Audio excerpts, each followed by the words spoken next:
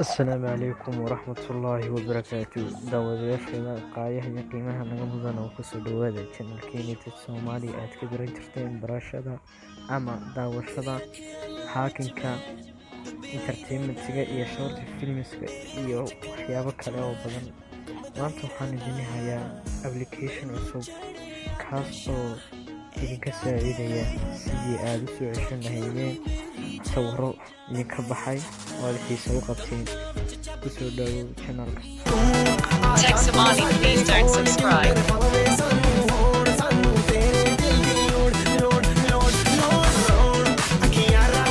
Play Store-ka tusaale ahaan iminka waxaa la dhahaa Borogramka, waxaa la dhahaa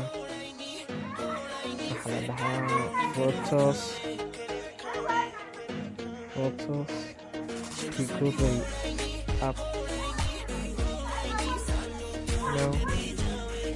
Programka magaciisa Photo Recovery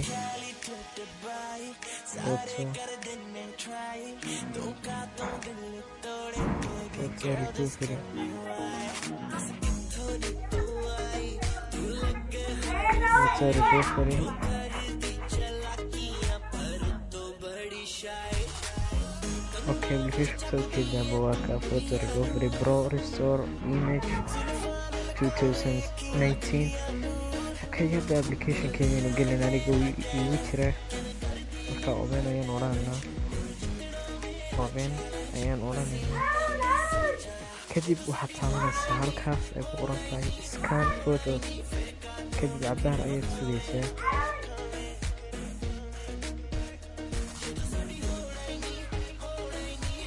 xoogaa ayaa hadda hadhay.